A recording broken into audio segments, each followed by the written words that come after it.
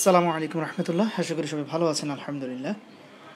আজকে আমরা thyroid carcinoma FCPS part 1-এর এই টপিক্সটা নিয়ে যতটুকু অল্প কথার মধ্যে কনসেপশন ক্লিয়ার করে কথা বলা যায় সেটা চেষ্টা করব ইনশাআল্লাহ। আল্লাহুম্মা রব্বি জিদনি ইলমা রব্বি শরহ লি সাদরি ওয়াইসির লি আমরি ওয়াহলুল উকদাতাম মিন লিসানি ইয়াফকাহু কওলি নাসরুম মিনাল্লাহি ওয়া ফাতহুন করিব সাল্লাল্লাহু আলাইহি ওয়াসাল্লাম। দেখেন, থাইরয়েড কার্সিনোমা এই টপিক্সটা থেকে একটা এসবিএ আসার পসিবিলিটি অনেক বেশি। সো দেখেন, আমি যদি আপনাদেরকে জাস্ট প্রথমে একটু দেখাই যে এখানে আসলে আমার কতগুলা পেজ, তো একটা এসবিএর জন্যে আমার এত এখানে মিনিমাম তো শখানেক লাইন আছে। আমি শখানেক লাইন আমার মনে রাখা দরকার নাই, ঠিক আছে? আমরা খুব সিলেক্টিভ ওয়েতে কয়েকটা কথা মনে রাখবো এবং কিছু কনসেপচুয়াল কথা বলবো, যেন ওই সিলেক্টিভ লাইনগুলো আপনি ইনশাল্লাহ লং একটা সময় ধরে মনে রাখতে পারেন ইনশাল্লাহ তাআলা, ঠিক আছে? তো এই কারণেই দেখেন, এখানে ডেভিডসনের যে একটা বক্স আছে, এই বক্সটা very vital for your exam, very vital. তো এটা বোঝার আগে আমি আপনাদেরকে একটা ফিগার দেখিয়ে আসতে চাই। সেটা হচ্ছে এটা, একটা থাইরয়েড গ্ল্যান্ডের ভেতরে কি কি স্ট্রাকচার থাকে। একটা থাইরয়েড গ্ল্যান্ডের ভেতরে আমরা এই ধরনের একটা স্ট্রাকচার দেখতে পাই। ওকে, একটা থাইরয়েড গ্ল্যান্ডে অনেকগুলো ফলিকল থাকে। একটা ফলিকলের লাইনিং এপিথেলিয়াল সেল থাকে আর ভেতরে কলোয়েড থাকে, ঠিক আছে? এখন এই সেলগুলো হচ্ছে ফলিকুলার এপিথেলিয়াল সেল আর ভেতরে হচ্ছে আমার কলোয়েড। তো এখানে যেটা হয় যে এই ফলিকুলার সেলগুলো T4 সিনথেসিস করে করে এই কলোয়েডের মধ্যে জমা রাখে, ঠিক আছে? আচ্ছা, প্রত্যেকটা ফলিকুলের মাঝে মাঝে কিছু ত্রিকোণাকার শেপের সেল দেখা যাচ্ছে। এগুলো হচ্ছে প্যারাফলিকুলার সেল। এই যে ফলিকুলার লাইনিং এপিথেলিয়াল সেল, এই ফলিকুলার লাইনিং এপিথেলিয়াল সেল থেকে আমার টোটাল 3 টাইপস অফ ক্যান্সার হতে পারে। একটা হচ্ছে আমাদের যেটাকে বলি প্যাপিলারি কার্সিনোমা, আরেকটা হচ্ছে ফলিকুলার কার্সিনোমা, আরেকটা হচ্ছে যে অ্যানাপ্লাস্টিক থাইরয়েড কার্সিনোমা। এই তিনটা। তাহলে প্রশ্ন হলো, এই যে প্যাপিলারি, ফলিকুলার এবং হচ্ছে অ্যানাপ্লাস্টিক, এই তিনটাই কিন্তু আসতেছে এই আউটার কাভারিং সেল থেকে। তাহলে 3 ধরনের কেন? 3 ধরনের হলো তাদের হিস্টোলজিক্যাল অ্যাপিয়ারেন্সের ডিফারেন্স এবং তাদের হচ্ছে যে তাদের যে প্রগনোসিস, তাদের যে কোর্স অফ ইলনেস, হচ্ছে যেমন অ্যানাপ্লাস্টিকটা এটা ডিস্টেন্ট মেটাস্টেসিস হয়, এটা rapidly growing, very poor prognosis. আর এই দুটো হচ্ছে আপনার একটা গুড প্রগনোসিস যদি ট্রিটমেন্ট আর্লি করা যায়, ঠিক আছে? এবং তাদের সেলগুলো খুব বেশি কি হয় না, ডিসপ্লাসিয়া হয় না, খুব বেশি সেলুলার স্ট্রাকচার চেঞ্জ হয় না, নর্মাল সেলের মতোই দেখায়। এতটুকু জানলে এনাফ। এবার আসেন আরেকটা সেল, যেটা বললাম যে ত্রিকোণাকার সেল, এটার নাম হলো প্যারাফলিকুলার। এই প্যারাফলিকুলার সেল থেকে যে কার্সিনোমাটা হয় তার নাম হলো মেডুলারি ক্যান্সার, ঠিক আছে? এবার আমরা আসি আমাদের ডেভিডসনের বক্সটাতে। দেখেন, তাহলে আপনি মিলান যে এই যে ফলিকুলার সেল, এখান থেকে কি কি ক্যান্সার হয়? প্যাপিলারি, ফলিকুলার, অ্যানাপ্লাস্টিক, ঠিক আছে? আচ্ছা, এই যে প্রেজেন্টেশন এখানে লাগবে, যে এই যে প্রেজেন্টেশন হচ্ছে এটা তেমন একটা লাগে না, এখানে বেশি লাগে এটা যে অ্যানাপ্লাস্টিক, এটা কাদের হবে? এটা ওল্ডার এজে হবে, আফটার 60 ইয়ার্স ওল্ড, এবং এটা পুয়ার প্রগনোসিস। সবচেয়ে ওয়ার্স্ট প্রগনোসিস কোনটার? অ্যানাপ্লাস্টিক। ওকে, সবচেয়েতে গুড প্রগনোসিস কার? সেটা হচ্ছে প্যাপিলারি, এক্সিলেন্ট প্রগনোসিস। হ্যাঁ, একটু পর আমরা দেখাবো, এই লেখাটা আছে, নোটসে আছে এটা। এরপরে আসেন যে প্যারাফলিকুলার সেল থেকে তৈরি হলো কোনটা? Medullary carcinoma. শেষ। ওকে, তাহলে আমরা থাইরয়েডের স্ট্রাকচার জিনিসটা শেষ করলাম। এখন আসেন, এখানে এক্সট্রা আরেক ধরনের ক্যান্সার হয়, হ্যাঁ, যেটা হচ্ছে নন হজকিন্স লিম্ফোমা। এটা হচ্ছে যে থাইরয়েড লিম্ফোমা বলে। এইটা থাইরয়েড লিম্ফোমা কাদের হবে? যেই পেশেন্টদের আগে থেকেই হাশিমোটোস থাইরয়েডাইটিস আছে, যেই পেশেন্টের আগে থেকেই হাশিমোটোস থাইরয়েডাইটিস আছে, তাদের এখানে থাইরয়েড লিম্ফোমা ডেভেলপ করতে পারে, এবং এটাও হচ্ছে আফটার 60। তাহলে আফটার 60 ইয়ার্স ওল্ড আমরা 2 ধরনের ক্যান্সার পাচ্ছি। একটা হচ্ছে অ্যানাপ্লাস্টিক ফলিকুলার সেল অরিজিন, আর একটা হচ্ছে লিম্ফোমা, যেটা on the background of Hashimoto's thyroiditis পেশেন্টদের হয়ে থাকে।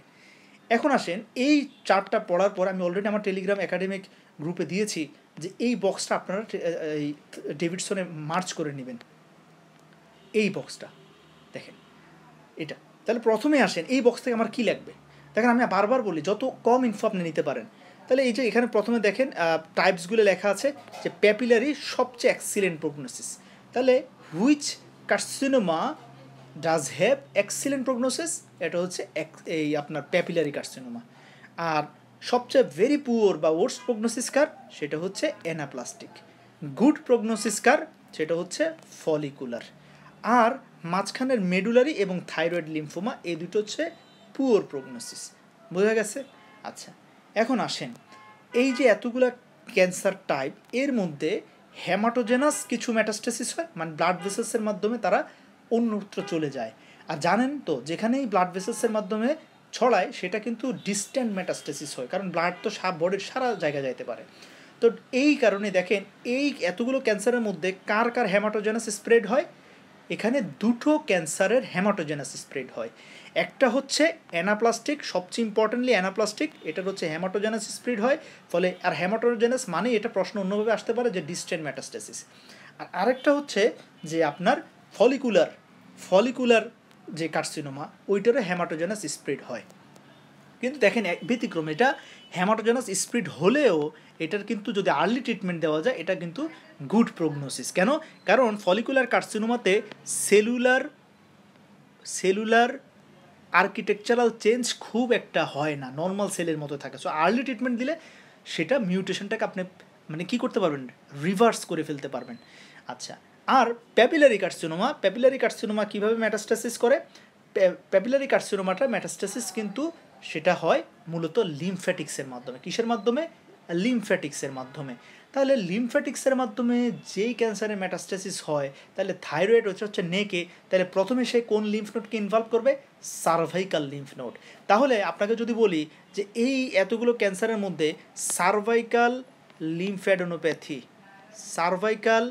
লিম্ফ্যাডেনোপ্যাথি এটা কাদের ক্ষেত্রে পাবেন? এটা হচ্ছে আপনি পাবেন প্যাপিলারির ক্ষেত্রে। ফলিকুলারের ক্ষেত্রে আপনি সার্ভাইকাল লিম্ফ্যাডেনোপ্যাথি খুব একটা পাবেন না, কারণ এটা তো ব্লাড ভেসেলসের মাধ্যমে যাবে। ঠিক আছে? আচ্ছা, আর এই যে যেই দুটো ক্যান্সার পুয়ার প্রগনোসিস, দেখেন এই দুটোর মধ্যে অনেক মিল আছে, মেডুলারি এবং হচ্ছে লিম্ফোমা, এই দুটোর প্রগনোসিস কেমন? Poor prognosis. এবং এই দুজনেই আসলে ডিস্ট্যান্ট মেটাস্টেসিস করে না, এরা থাইরয়েড গ্ল্যান্ডের মধ্যেই থেকে যায় এবং বড় জোর থাইরয়েড থেকে ওরা বের হয়ে মানে আশেপাশের স্ট্রাকচারকে ধরবে। যেমন থাইরয়েডের সামনে কে আছে, মানে থাইরয়েডের গ্ল্যান্ডের পিছনে কে আছে? ট্রাকিয়া আছে। তার পিছনে কে আছে? ইসোফেগাস আছে। এই যে ট্রাকিয়াকে একটু ধরবে, কম্প্রেশন করবে, ইসোফেগাসকে একটু ধরবে, তারপর হচ্ছে থাইরয়েড গ্ল্যান্ডের আশেপাশে নার্ভ কোনটা আছে? রিকারেন্ট ল্যারিঞ্জিয়াল নার্ভ আছে, লিকারেন্ট ল্যারিঞ্জিয়াল নার্ভকে ধরবে। দ্যাট মিনস ওরা আসলে আপনার নেক রিজিয়নে ওরা মানে অকুপাইড থাকবে। বড় জোর ওরা ইসোফেগাসকে কম্প্রেস করতে পারে ডিউ টু মাস ইফেক্ট, অথবা ওরা ট্রাকিয়াকে কম্প্রেস করতে পারে। তাহলে দেখেন মেডুলারি এবং লিম্ফোমা ওরা আপনার নেক এবং তার আশেপাশে থাকবে, ওরা দূরে যাবে না। এই কারণে হচ্ছে লোকাল ইনভেসিভ হতে পারে। ঠিক আছে? আর দূরে যাবে শুধু দুইটা, একটা হচ্ছে কি ফলিকুলার থ্রু ব্লাড হেমাটোজেনাস, আরেকটা হচ্ছে অ্যানাপ্লাস্টিক, এটাও হেমাটোজেনাস। আরেকটা দূরে যেতে পারে যদি আপনি ডিলে করেন ট্রিটমেন্ট দিতে, সেটা হচ্ছে প্যাপিলারি থ্রু লিমফ্যাটিক্স।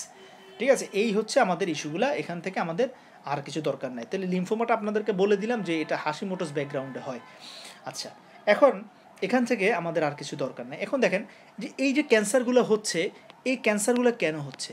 এই ক্যান্সারগুলো হচ্ছে আপনার ফলিকুলার সেল অথবা প্যারাফলিকুলার সেল, এখানে মিউটেশন হয়। এখানে কি হয়?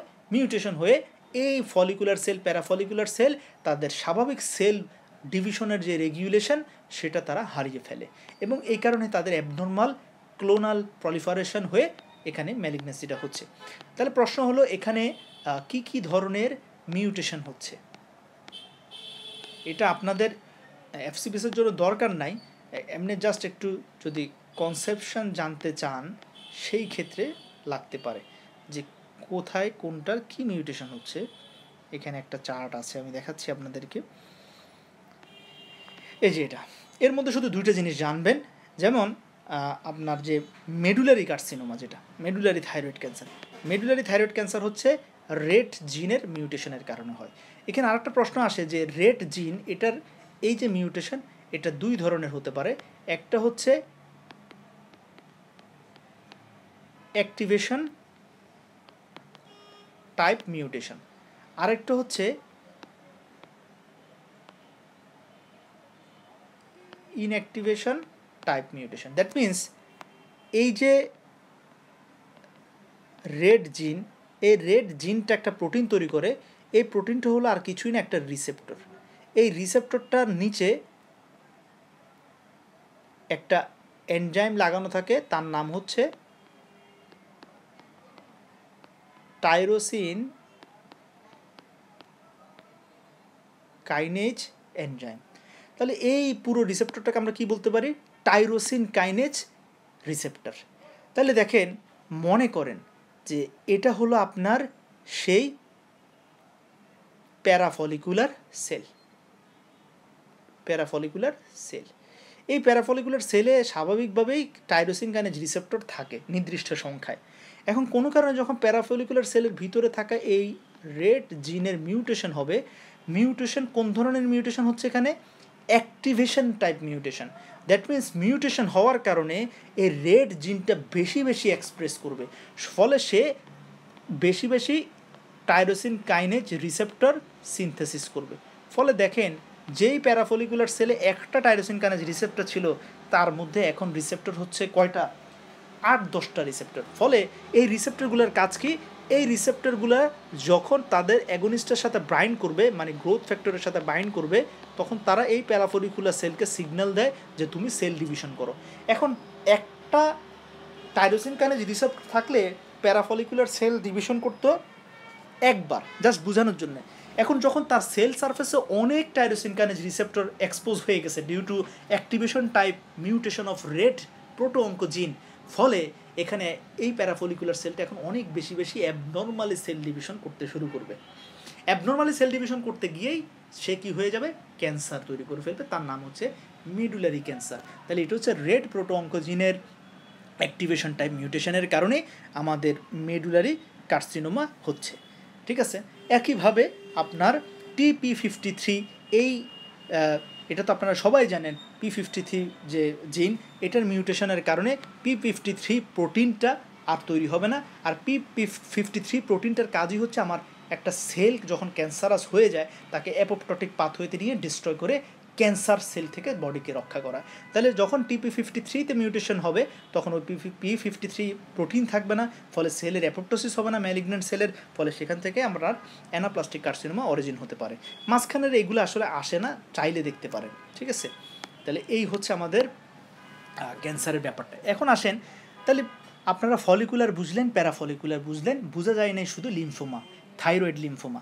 থাইরয়েড লিম্ফোমা কাদের হয়? এটা হয় হাশিমোটোস থাইরয়েডাইটিস যাদের ছিল তাদের ক্ষেত্রে হয়। ঠিক আছে, তো আসেন আমরা এখন ওইটা নিয়ে একটু এক্সপ্লেন করবো, আমরা ইন্ডিভিজুয়ালি আসতেছি ইনশাল্লাহ, তাহলে আপনাদের একটু বুঝতে সুবিধা হবে। তো এখানে আসলে থাইরয়েড ক্যান্সার টপিক্সটা ডেভিডসনে খুবই ব্রিফলি লেখা, এ কারণে আসলে ডেভিডসন থেকে পড়লে এটা মানে এক্সাম ওরিয়েন্টেড পড়া হবে, কিন্তু কনসেপশন ক্লিয়ার করা খুব টাফ হয়ে যায়। ঠিক আছে,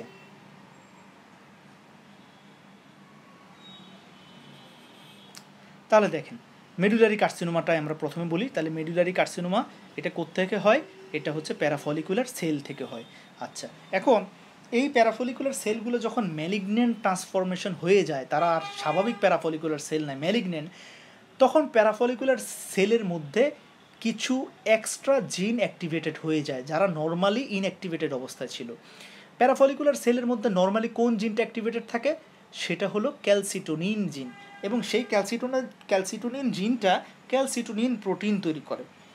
ঠিক আছে, আর ক্যালসিটোনিন প্রোটিনের কাজ হলো আমার ব্লাডে ক্যালসিয়াম লেভেল কমানো, ব্লাডে ক্যালসিয়াম লেভেল কমানো। আচ্ছা, তো এখন তার মানে বুঝলাম যে ক্যালসিটোনিন হরমোন হাইপোক্যালসিমিয়া করতে চায়। কিন্তু একটা প্রশ্ন আসে যে মেডুলারি কার্সিনোমা পেশেন্টদের খুব রেয়ারলি আপনি হাইপোক্যালসিমিয়া পাবেন। তার কারণ কি? তার কারণ হচ্ছে এই ক্যালসিটোনিন রিসেপ্টরটা কোথায় থাকে? মানে ক্যালসিটোনিন যে প্রোটিন, এটা কাজ করে কোন সেলের উপরে? এটা আপনার রেনাল টিউবুলার সেলের উপরেও কাজ করে, আবার অস্টিওক্লাস্ট অফ বোনস এখানেও কাজ করে। দেখা যাচ্ছে ক্যালসিটোনিন রিসেপ্টরটা খুব র্যাপিডলি ডাউন রেগুলেশন হয়, ফলে ক্যালসিটোনিন যখন মেডুলারি কার্সিনোমা হয়, তখন যেহেতু মেডুলারি কার্সিনোমা মানে অনেক বেশি প্যারাফলিকুলার সেল, তাহলে অনেক বেশি ক্যালসিটোনিন রিলিজ হবে। তো অনেক বেশি ক্যালসিটোনিন রিলিজ হলে তারা যখন অনেক বেশি বেশি কাজ করতে যায়, তখন যেই যেই সেলের উপরে ক্যালসিটোনিন রিসেপ্টর ছিল তারা সবাই সাবমার্জড হয়ে যায়, সেলের ভিতরে ডাউন রেগুলেশন হয়ে ঢুকে যায়। ফলে ক্যালসিটোনিন যদিও বেশি, কিন্তু সে তার রিসেপ্টরকে ওই পরিমাণে সেল সারফেসে এক্সপোজড অবস্থায় পায় না, ফলে সে কাজটা করতে পারে না। এ কারণে ক্যালসিটোনিন বাড়লেও পেশেন্টের কিন্তু আপনি হাইপোক্যালসেমিয়া সাধারণত পাওয়া যায় না, হাইপোক্যালসেমিয়া সাধারণত পাওয়া যায় না। এখন এই যে ম্যালিগনেন্ট প্যারাফলিকুলার সেল, এরা আরও কয়েকটা প্রোটিন তৈরি করে। এর মধ্যে ইম্পর্টেন্ট হচ্ছে একটা কি, সেরোটোনিন। হ্যাঁ, সেরোটোনিন। তো এই যে সেরোটোনিন, এটা হচ্ছে একটা 5-হাইড্রোক্সিট্রিপটামাইন মলিকিউলস। এই সেরোটোনিনের কারণে পেশেন্টের আপনার কার্সিনোয়েড সিনড্রোম হবে। কারণ আপনারা জানেন সেরোটোনিনটা কী ধরনের সিনড্রোম করে? কার্সিনোয়েড সিনড্রোম, মানে পেশেন্টের ফ্লাশিং হবে, ডায়রিয়া হবে, এটা হবে। আরেকটা হচ্ছে প্যারাফলিকুলার সেল যখন ম্যালিগন্যান্ট ট্রান্সফরমেশন হয়ে যায়, তখন সে অ্যাবনর্মালি দেখেন এসিটিএইচ রিলিজ করতে শুরু করে। অথচ এসিটিএইচ রিলিজ হওয়ার কথা ছিল কোত্থেকে? এসিটিএইচ রিলিজ হওয়ার কথা ছিল পিটুইটারি গ্ল্যান্ড থেকে। তাহলে এখন সেটা রিলিজ হচ্ছে এসিটিএইচ কোত্থেকে? প্যারাফলিকুলার সেল থেকে। তো এই এসিটিএইচ গিয়ে অ্যাড্রেনাল গ্ল্যান্ডের উপরে কাজ করে পেশেন্টের কুশিং সিনড্রোম করতে পারে। ভেরি ভেরি ইম্পর্টেন্ট, এইগুলো ভুল করা যাবে না। তাহলে Cushing syndrome, carcinoid syndrome is associated with which of the following? Follicular carcinoma, তারপর medullary carcinoma, papillary carcinoma, anaplastic. কোনটা হবে? Medullary carcinoma. তাহলে আপনাকে এটা জানতে হবে, ঠিক আছে? এই হচ্ছে বিষয়টা। এবার আসেন যে আমরা একটা পেশেন্টের মেডুলারি কার্সিনোমা যখন থাকে, তাহলে এই মেডুলারি কার্সিনোমা প্রথমে আমি বলে আসছি যে দুইটা কার্সিনোমা হচ্ছে লোকালি ইনভেসিভ, মানে তারা থাইরয়েড গ্ল্যান্ডের ভিতরে থাকে অথবা থাইরয়েড গ্ল্যান্ডের আশেপাশে যে স্ট্রাকচার তাদেরকে ধরে। এর মধ্যে একটা হচ্ছে কি, যে আপনার থাইরয়েড লিম্ফোমা, আরেকটা হচ্ছে এই যে মেডুলারি কার্সিনোমা। এই যে দেখেন medullary carcinoma distant metastasis is rare. So যে লাইনটা রেয়ার, এই লাইনটা তো মনে রাখাই দরকার না, আপনি মনে রাখেন এটা লোকালি ইনভেসিভ, শেষ। এখন এখানে আসেন যে এখানে আমরা সার্ভাইকাল লিম্ফ নোডটাও পেতে পারি। তাহলে দেখেন সার্ভাইকাল লিম্ফ নোড সবচেয়ে কমনলি পাওয়া যায় কোথায়? যেটা লিম্ফ্যাটিক রুটে মেটাস্টেসিস হয় সেটাকে লিম্ফ্যাটিক, সেটা হচ্ছে প্যাপিলারি। আর মেডুলারি তো আমরা সার্ভাইকাল লিম্ফ নোড পেতে পারি। আচ্ছা, তাহলে আমরা সার্ভাইকাল লিম্ফ নোড দুইটা জায়গায় পাই, একটা হচ্ছে প্যাপিলারি আর একটা হচ্ছে মেডুলারি। আর ফলিকুলারে কি পাই? হেমাটোজেরাস, একটু পরে আসবো। দেখেন এই যে ফলিকুলার কার্সিনোমা, এটা হচ্ছে ব্লাড বোর্ন মেটাস্টেসিস। এবং ব্লাড বোর্ন মেটাস্টেসিস কোথায় যায়? এটা হচ্ছে এলবিবি, left bundle branch block, lungs, bones, brains, ঠিক আছে? তাহলে এটা হচ্ছে এইভাবে মনে রাখবেন। তাহলে মেডুলারি থেকে এই কয়েকটা ইনফো জানলে হবে। মেডুলারির আরেকটা প্রশ্ন আসে যে একটা মেডুলারি কার্সিনোমাকে আমরা কী দিয়ে স্ক্রিনিং করে যে কারো মেডুলারি কার্সিনোমা আছে কি না? মনে করেন একটা পেশেন্টের আপনার থাইরয়েড নোডিউল পেলেন, ইউএসজি অফ থাইরয়েড করে আপনি দেখলেন যে এখানে থাইরয়েড নোডিউলটা ম্যালিগন্যান্ট ফিচার। হ্যাঁ, ম্যালিগন্যান্ট ফিচার মানে হচ্ছে থাইরয়েড কোন থাইরয়েড নোডিউলগুলা ম্যালিগন্যান্ট, কোন থাইরয়েড নোডিউলগুলো বিনাইন, এটা বোঝা যায়, ইউএসজি ফাইন্ডিং দেখে বোঝা যায়, ঠিক আছে? এটা একটু পর আমি আপনাকে দেখাবো লেকচারের শেষে। তো দেখলেন যে আপনার ম্যালিগন্যান্ট একটা নোডিউল, হ্যাঁ, এখন এবং আপনি দেখলেন যে পেশেন্টের সার্ভাইকাল লিম্ফ নোড পাচ্ছেন, ঠিক আছে? সার্ভাইকাল লিম্ফ নোড পাচ্ছেন, সাথে পেশেন্টের হচ্ছে আপনার একটু সেন্ট্রাল যে মানে পেন্ডুলাস অ্যাবডোমেন, হ্যাঁ, কুশিং সিনড্রোমের সিমটমগুলো আছে, হ্যাঁ, থিনিং অফ স্কিন, তারপর হচ্ছে হাই ব্লাড প্রেশার, মানে টিপিক্যাল কুশিং সিনড্রোমের ফিচার। তাহলে একটা পেশেন্টের থাইরয়েড নোডিউল আছে, সার্ভাইকাল লিম্ফ নোড পাচ্ছেন ক্লিনিক্যালি, এবং ক্লিনিক্যালি কুশিং সিনড্রোমের সব সাইন সিমটমস আপনি পাচ্ছেন। এখন আপনি কি সাসপেক্ট করবেন? Obviously medullary carcinoma. Next test কী হবে? নেক্সট টেস্ট হবে যে সিরাম ক্যালসিটোনিন, মানে আমরা ব্লাডের ক্যালসিটোনিন লেভেল দেখব। যদি দেখি ক্যালসিটোনিন লেভেলটা বাড়তি, তাহলে আমরা এটা বুঝতে পারি যে ইয়াস ইট মেবি কী হতে পারে, যে মেডুলারি কার্সিনোমা, ঠিক আছে? তাহলে এই হচ্ছে আমাদের মেডুলারি কার্সিনোমা নিয়ে কথাটা। আচ্ছা, এখন আমরা দেখি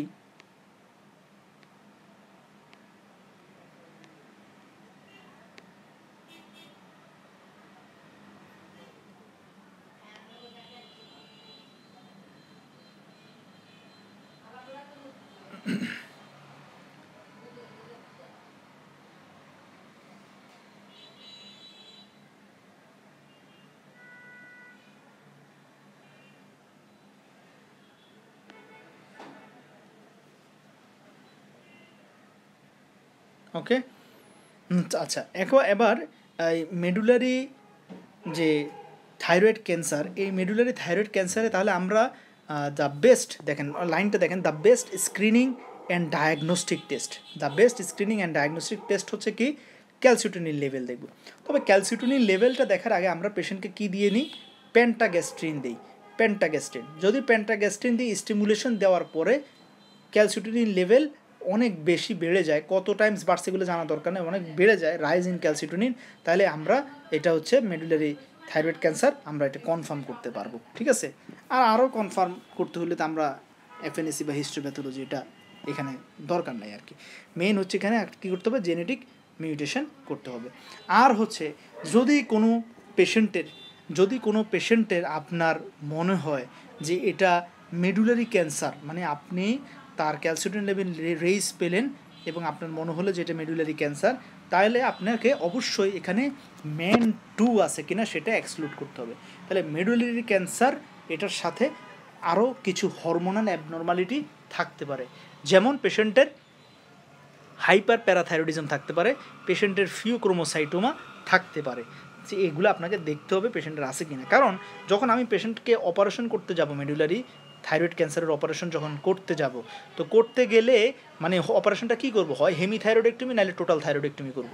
তো এখন যে কোনো অপারেশন একটা স্ট্রেসফুল কন্ডিশন, তখন পেশেন্টের প্রচুর পরিমাণে কি রিলিজ হবে, অ্যাড্রেনালিন নর অ্যাড্রেনালিন রিলিজ হবে বডিতে। এখন পেশেন্টের এমনিতে আমরা জানি মেডুলারির সাথে MEN2 অ্যাসোসিয়েটেড, মানে আদার্স হরমোন। এখন পেশেন্টের যদি আগে থেকেই ফিওক্রোমোসাইটোমা থাকে, আপনি যদি সেটা এক্সক্লুড না করেন, এখন অপারেশনের সময় অ্যাড্রেনালিন এত বাড়বে, ম্যালিগন্যান্ট হাইপারটেনশন হয়ে পেশেন্ট ওটি টেবিলে আলা না করে এক্সপায়ার করতে পারে। এই কারণে আমাদের অবশ্যই এটা এক্সক্লুড করতে হবে।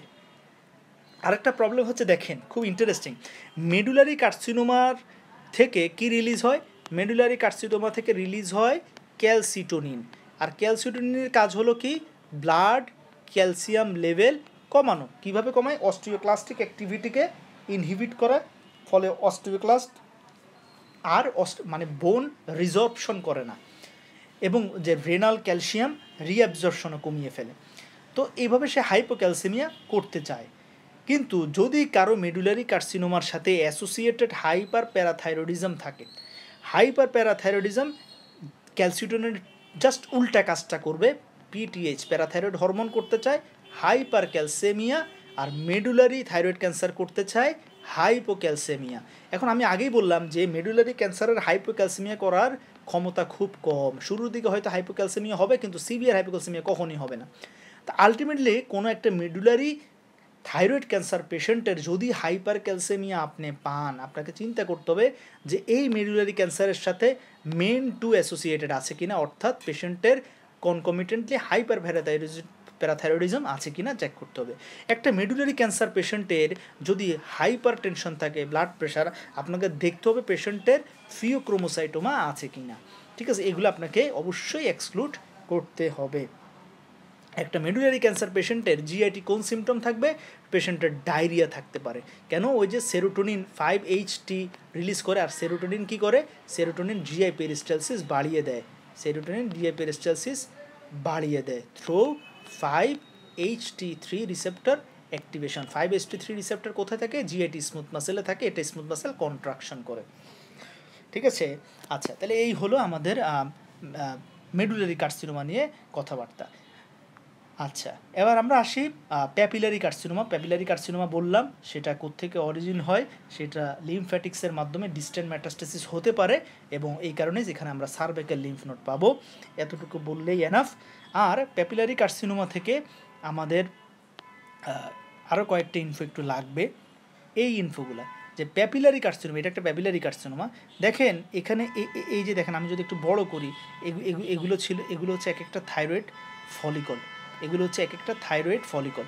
এখন দেখেন এখানে ফলিকুলার মানে যে মাসটা, এই ফলিকুলার মাসগুলো কী হয়ে গেল, একটা ক্লাস্টার হয়ে গেছে। হ্যাঁ, তো এই যে ক্লাস্টারের মধ্যে দেখেন এখানে আমি এই যে খুব সুন্দর করে সার্কুলার প্যাটার্নে আমরা কি দেখতে পাচ্ছি, একটা যে পার্পল কালারের কিছু, আমরা পেঁয়াজের যে চামড়া, পেঁয়াজের খোলস যখন হাত দিয়ে খুলি, একটার পর একটা লেয়ার উঠে, এরকম লেয়ার বাই লেয়ার আমরা ল্যামিনার ক্যালসিফিকেশন, এগুলো হচ্ছে সব ক্যালসিয়াম ডিপোজিট, ল্যামিনার ক্যালসিফিকেশন দেখতে পাচ্ছি। এটাকে বলে যে স্যামোমা বডি। এটা কেন হয়?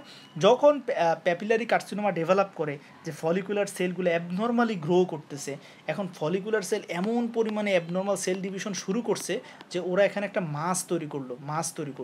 এখন ওরা সেল অনেক বেশি, কিন্তু ওই অনুযায়ী ওরা ব্লাড সাপ্লাই পাচ্ছে না। ফলে এখানে কী হবে, মাঝখানে সেল ড্যামেজ শুরু হবে। তো সেল ড্যামেজ শুরু হলে তাহলে প্রথমে একটা ফলিকুলার ম্যালিগন্যান্ট ফলিকুলার সেলগুলো অ্যাবনর্মালি সেল ডিভিশন করে ওরা একটা ক্লাস্টার অফ ফলিকুলার সেল তৈরি করলো। এখন মাঝখানে কী হবে, তখন নেক্রোসিস, সেন্ট্রাল নেক্রোসিস শুরু হবে ডিউ টু ইস্কেমিয়া। তো যখনই ইস্কেমিয়া শুরু হবে, সেন্ট্রাল নেক্রোসিস হবে, ওখানেই তখন কী হবে, প্যাথোলজিক্যাল ক্যালসিফিকেশন হবে। আচ্ছা, এখন তারা আরও বাইরের দিকে বড় হচ্ছে, তখন এবার এখানে নেক্রোসিসটা হলো। এবার নেক্রোসিসটা কোথায় হলো, এই লেয়ারে ইস্কেমিক নেক্রোসিস হলো। এখন এখানে যখন ইস্কেমিক নেক্রোসিসটা হবে, এরপরে আবার এখানে কি ডিপোজিট হতে শুরু করবে, প্যাথোলজিক্যাল ক্যালসিয়াম ডিপোজিট। তাহলে এইভাবে এই যে লেয়ারে কি জমা হচ্ছে, এখানে ক্যালসিয়াম জমা হচ্ছে। ঠিক আছে, তাহলে এটা হচ্ছে আমার স্যামোমা বডি। আরেকটা এখানে হয় অরফান অ্যানি নিউক্লি। এই অরফান অ্যানি নিউক্লি এটা দেখা যাওয়ার কারণ কি, যে দেখেন নর্মাল একটা সেলের অরফান অ্যানি নিউক্লিয়াসের আসল ব্যাখ্যাটা আমি একটু বলি, যে এখানে মেইন এক্সপ্লেনেশনটা কি। আসলে একটা সেল কীরকম থাকে, যে সেলের সেল মেমব্রেন থাকবে, আর মাঝখানে তার নিউক্লিয়াস থাকবে, আর নিউক্লিয়াসে কি থাকবে, ক্রোমাটিন মানে ক্রোমোজোমগুলো থাকবে। এখন এই যে আপনার প্যাপিলারি কার্সিনোমাতে যেটা হয়, প্যাপিলারি থাইরয়েড ক্যান্সারে যেটা হয়, যে এখানে নিউক্লিয়ার মেমব্রেনটা মানে বড় হতে থাকে, মানে নিউক্লিয়ার মেমব্রেন তার ডায়ামিটার বড় করতে থাকে।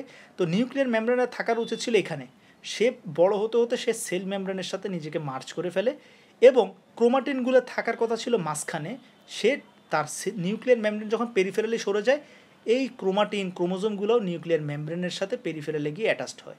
ফলে দেখেন এখানে সেল মেমব্রেনের সাথে নিউক্লিয়ার মেমব্রেন মার্জ হয়ে গেছে, এবং ক্রোমাটিন বা ক্রোমোজোমগুলো সব পেরিফেরালি সরে যাওয়ার কারণে এই পুরো সেলের মাঝখান অঞ্চলটা ব্ল্যাঙ্ক, খালি হয়ে গেছে।